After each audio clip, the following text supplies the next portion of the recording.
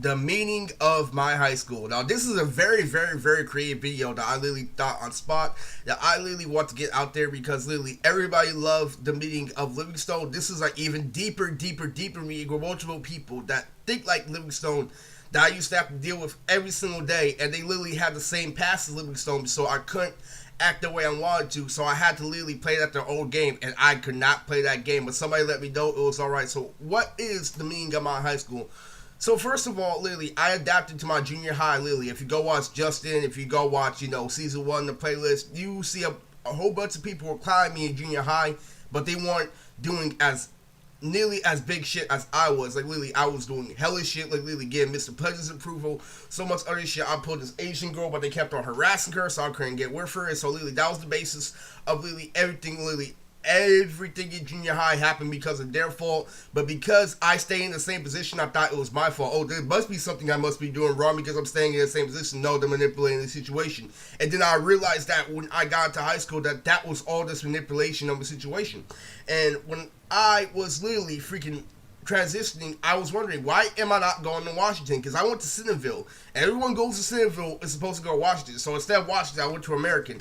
And so I took it as this is like, oh man, I already adapted everywhere. I could be, fucking Allie in high school. I could be fucking, a girl named Karen. Literally, I could do so much shit when I'm in high school because now I finally got their approval. Now I know how to dance. Now I actually know how to do things instead of me just acting out in public. Now I actually do have skill. Now I am funny. Now I have so many skills now that I can prove. But I went to a different high school, so it did matter. I'm like, okay, well, now at least I have a clean slate. Now I don't have to deal with bias system. But as I got older, I realized if I went to Washington, I could have got picked up by a senior real easily. Because the quality of Washington was way freaking harder. The girls in my junior high looked way prettier than the girls in my high school. And I realized that was all for a reason. At the time, it was a bad reason. But when you get older and you realize why God doesn't give you certain privileges, you realize it's because literally, he doesn't want you to bite the apple because everything that comes with it is torture. You get one little pleasure, then you get a whole bunch of torture. I realized that was all for the good reason. After I realized how gangs work, how literally what you actually get pussy, how you might get shot, and literally this and that, I realized that all that shit was to protect me, and that was protection from God. And then I'm gonna have a really, really, really good quote from Mr. Pledger at the end. Mr. Pledger was really somebody who I really, really look up to, who I really, really, really, really gave up at a point. I'm like, this guy's being gay. He showed me so much love in junior high. Then he told me to give up in high school, give up on being social in high school, like, well, I really earned this and that. And then I learned from that example earlier that it was all from the better. But let's go into, like, what really made it unique. So what happened was, literally, I was the laughing stock of my junior high, but they couldn't laugh at me for long because I knew how to fight. I didn't know how to tell jokes. I knew how to dance. So, whenever I made a bet, I owned up to it and they backed down. So that literally showed you the character we treated them. Like, they're not willing to put anything on the line and everything was in their comfort zone and they weren't taking risks. I'm the one who took risk in junior high and evolved as a person where they kept on cracking jokes and talking shit. And that is not going to fly by like in real life at all. You can be a jokester all you want, but it comes down to actions is what actually defines a person.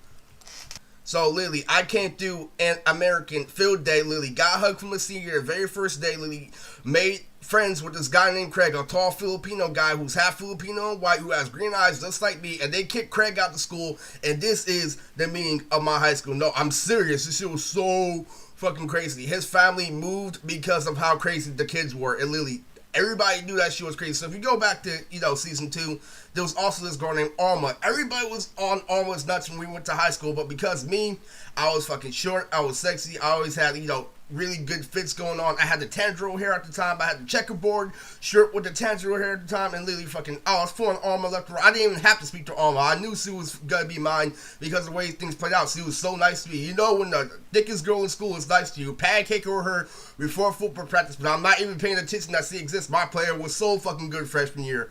Fucking, I hotboxed with Kayla and Anna. Literally, fucking Anna was Kayla's best friend. The beginning of freshman year, I was hotboxing with a girl that also was ejecting me on the outside, but she invited me to go hotbox inside the bathroom. So I was with 2 bitches in the bathroom freshman year, but guess what? The role stayed the same because of how childish this shit was. And I'm really gonna tell you a little bit more of why the high school failed to sub that moral down my throat.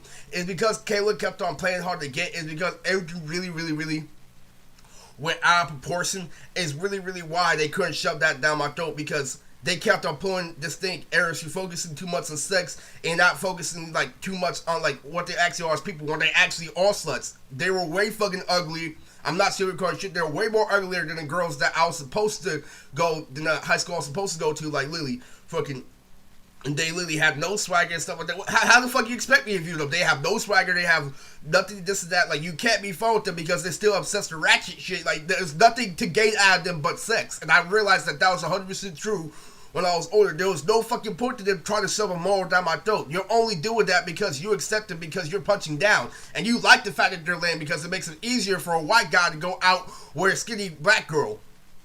All this miscellaneous shit was happening. Fucking little Filipino girl going out with a tall white guy that has to be a twin with another tall white guy that was on my fucking wrestling team. All that shit was specifically to make me jealous. They're like, cheer up, buddy. So you gotta look at other stuff in life. There's a whole world out there. I'm like, we all, you know what, never mind. I can destroy your entire brain, like Lily, how sex is everything, but there's a science behind why sex is everything. And if I really go into it, I'm gonna break your heart. I am the Big Bang Theory in a one-man band. I literally said some shit like this when I was a senior. I told you, I'm like, the equilibrium of your cranium is microscopic in comparison to that of mine. And I still didn't get a girlfriend. I still didn't get shit like that. I proved that I was regular at 100%, but because I'm labeled, it doesn't matter what the fuck I do. I'm still within that label. And that doesn't fly. Where it comes to actual judges, where it comes to actual real life, where it comes to actual professions. And I realized that they were training me to be something that I never wanted to be. So what do we call this? We call this the Udi Booty archetype.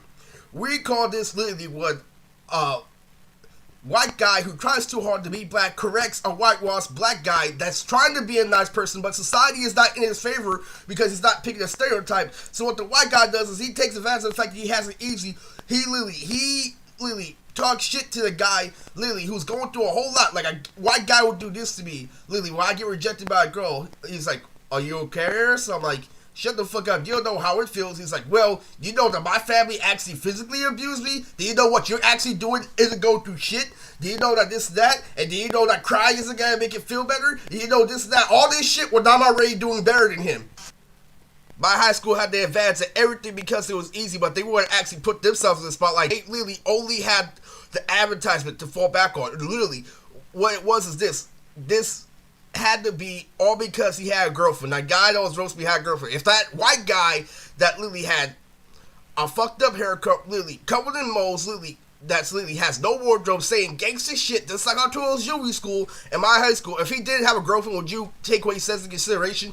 Every single person that lectured me had a girlfriend, literally had a really, you know, kind of positive attitude. Like, literally, I was complaining about being a virgin in fucking wrestling practice, and literally fucking, I was on my way to a wrestling meet, and literally there was this horse that was literally on the farm, and his dick was sticking out. And so, literally, the guy was driving, and I tried telling him, dude, what the fuck, that horse's dick is hella big. And so they started laughing and stuff like that. They started calling me gay. I'm like, oh yeah? Well, I have a girlfriend. Tried to pretend to be gangster and shit, and they're all like, does she like horse cock too?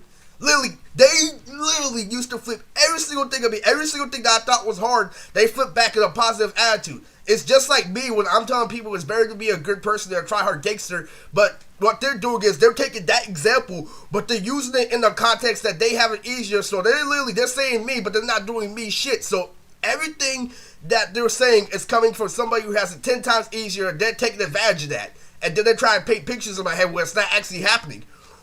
In other words, they want me to get kicked out the schools, but they know I'm too smart. That's why when I used to ask girls those inappropriate questions on Facebook, after they called me out, I stopped, and then they started to give me hope. They gave me a whole lot more of hope because they knew that they were fucking wrong. He's like, I'm never gonna let him live this down. I knew this guy's hella fucking fine. I know he deserves one. I know they're playing hard to get this like I play hard to get. He's irreplaceable. He's not like those other fucking kids, and we're trying to convince him that literally he's good by himself, where he's a hormone-driven monster just like all of us.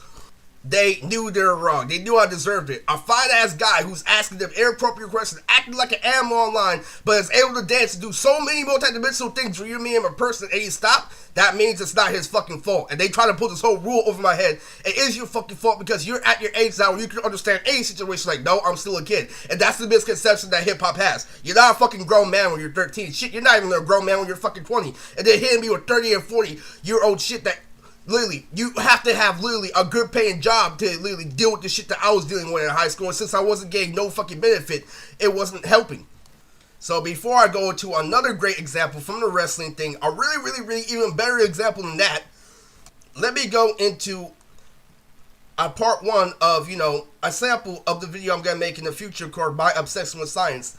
The finest girl in my junior high name was Karen Sawanaka, and she was a Salvadorian thick-ass princess with really fat-ass titties, Lily fucking a beauty mark on those perfect fucking cleavage, like always looked like she was wearing a puss up brow, Lily fucking beauty mark on her cheek, Lily glasses, fucking ponytail, fine as fuck. The finest girl in junior high's name was Karen, and then when I was a freshman in high school and I started watching the Team Taka arc when it came to Naruto Shippuden, I saw Karen Uzumaki.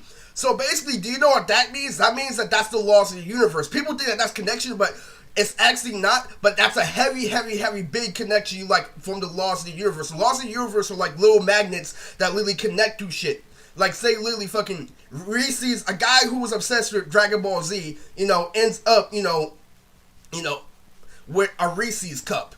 That's kind of like the laws of the universe. Like, literally, those two things are kind of tying together. If you get what I'm saying, like, literally, the laws of the universe is literally fucking what you put out there, and literally how far it is spread apart will let you know it's the law of the universe. If it's intentional, it'll be like wide array, but when you look at little Easter eggs, like pieces to a puzzle, those are the laws of the universe. So Karen Uzumaki being fine as fuck in Naruto, and Karen, the other one who was fine as fuck in junior high, is the laws of the universe, because those are those two different points of two different stars in the universe, and they're connecting, but they're not, like, similar. What there is, they're two babies that were born on, different dates, but like one spread their matter out to another timeline. It's crazy. Like, I'll go into another video that literally fucking, when you put in work, you get other shit, that comes towards you. The laws of attraction is like, when you put in work, that means the universe is gonna provide you with more shit. This is an example of that. That's all connected. The laws of attraction and the laws of the universe are very heavily connected, and that is the reason why I'm obsessed with science. So anyway, the finest girl in junior high name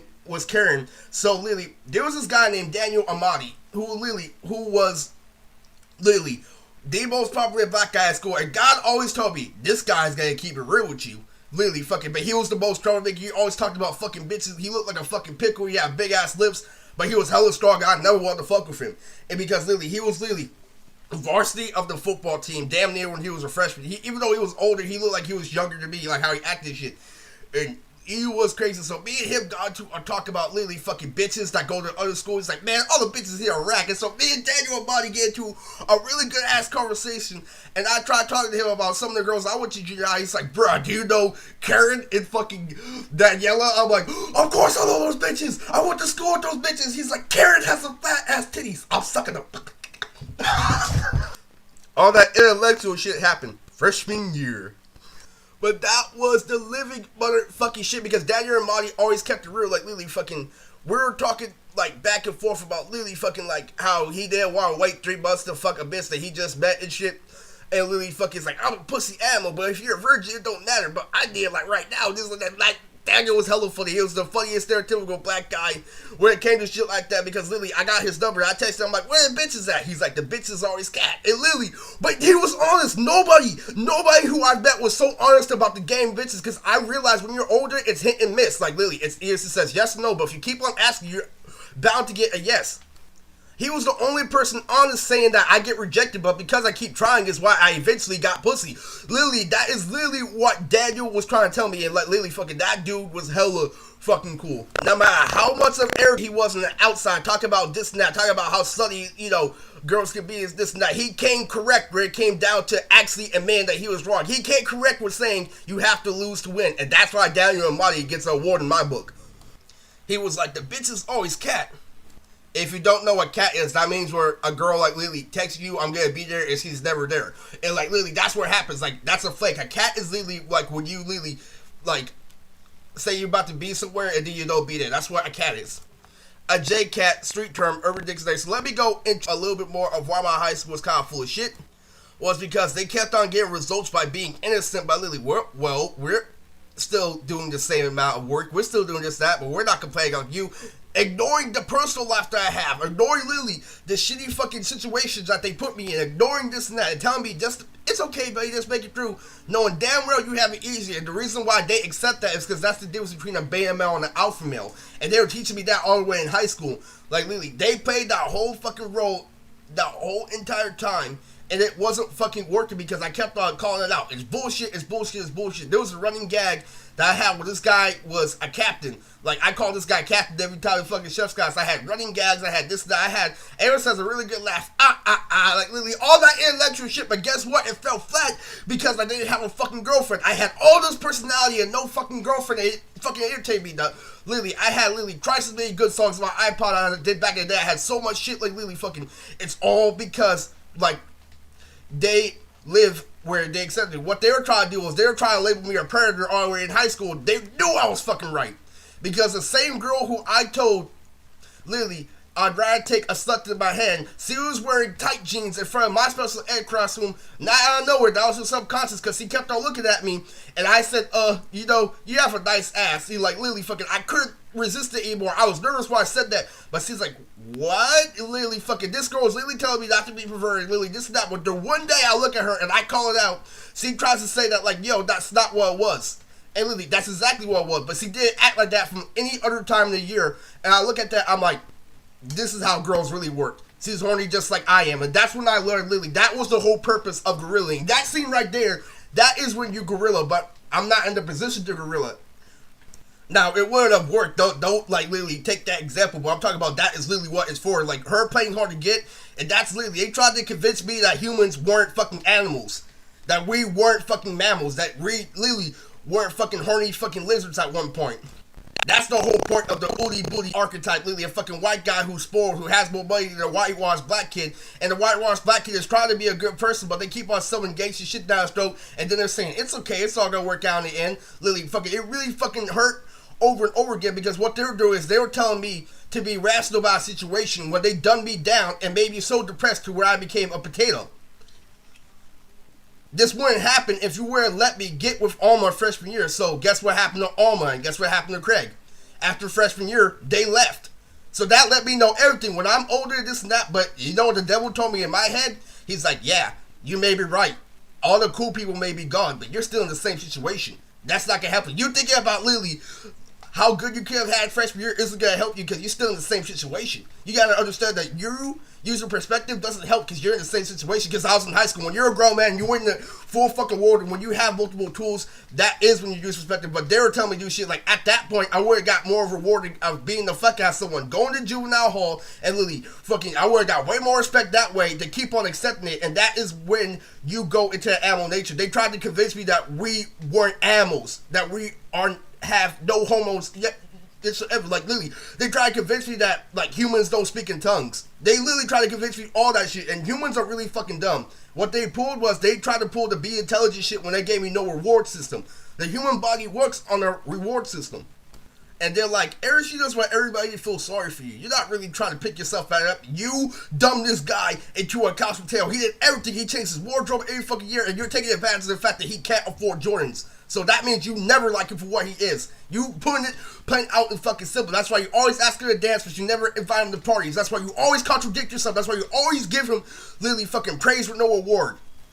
You know he deserves more, but you are putting the examples of what he hasn't had. Like, he doesn't have a girlfriend, so I can't really do this and that. Like, you let things get to that point because you blocked him off of all that. So guess what happened? They kept on trying to pull that, like, men and women could be friends, that literally homos don't exist in high school. So guess where it came down to a point? I was on the wrestling team, and there was a school dance, and there was one girl on the wrestling team, and I was the only guy to ask that girl to dance on the dance floor. So yeah, boyfriend, everything, but I still wasn't scared. I asked her, and her name was Dewey. And I asked her, Dewey, do you want to dance? When you get older, you realize that that wrestling team was full of pussies, and that's why every single one, I don't know about one of my best friends, but one of my best friends was on the wrestling team, but every single one of those people that are on the wrestling team turned out to still be virgins to this day. Because they kept on pulling this shit that humans don't have hormones, that humans literally aren't emotional, humans are literally perfect fucking creatures. That's why we can create inventions that literally this and that, and it all fell flat because of the examples of literally them keeping it so fucking PG to a point where they couldn't grow up. All that shit only happens when you're trying to sell someone a dream. They couldn't sell me a dream after that point because I look when I'm older, and that's why I knew he left the country, because literally she proved it to me right then and there that anybody who went through the same thing I was, what happened was I was like literally, I was watching an AMV of The Lion King, and I was famous for making AMVs for rappers at the time. So I was making the Lion King AMV, and so Nudie was a model at the time. So Nudie took a picture of her on top of a mountain, like literally half naked, literally referencing how good the AMV was. Everybody made fun of her, saying that she was thinking about a cartoon and she had to leave the country because she couldn't handle how much people were making fun of her. I'm like, this is somebody my same age, so this really shows you how easier people had it and how I had it worse the entire fucking time. One time somebody goes to one day in my high school, they crumble. And that is the freaking truth. Like, literally. But you know what? It was all for the better because I used to be really, really mad at Mr. Pledger. Now I really realized what Mr. Pledger's, like, philosophy was. Even though it got out of hand, Mr. Pledger regrets it, but the whole point of why he didn't give me validation in high school, why he treated me so gay, why he agreed with them for the time, what he did was he went along with the scheme and he let real life correct them, just like I let real life correct people. Like, literally, like, he let the scheme drag on, and now I realize he's like, do you know why I don't give you validation in high school? Do you know why? It's because I know you're going to end up in a group home someday, but all your friends are going to end up in a group home, but they're going to have another fake friend to get them out. They literally have a whole bunch of people gratifying their bullshit, and I don't want you to be like all these people. I don't want you being the most popular guy at school, literally always have to rely on a fucking gang member to get you out of trouble. I want you to get you out of this shit yourself. That is what Mr. Pledger said. I don't want you being saved by a fake friend. Is why he didn't let me have a friend in high school, and that is why Mr. Pledger is the MVP on this video, because I really gave up on his philosophy. But it's literally, that is why so many people are confused. They have friends that literally get them resources, but they don't have friends who change them as people. So they can always flaunt their little calls and stuff like that, but they can never get a girl because it's just a fucking toy to them. They don't have the right attitude nor discipline, which contradicts the whole reason why they have a job. All because they keep on getting it through connections to connections. He's like, no, I don't want you to get connections. I want you to actually deal with the pain so you will actually be disciplined instead of somebody fake saving you from the situation. And that is the meaning of my high school. A whole bunch of people just playing fake just to try to get him kicked out of school because they hate the constant reminder that if they were put in the same situation, they would fucking crumble, and that he's doing the best with the tools he has, and we're trying to tell him he has an opportunity when he really has no opportunity. He's already in a biased environment.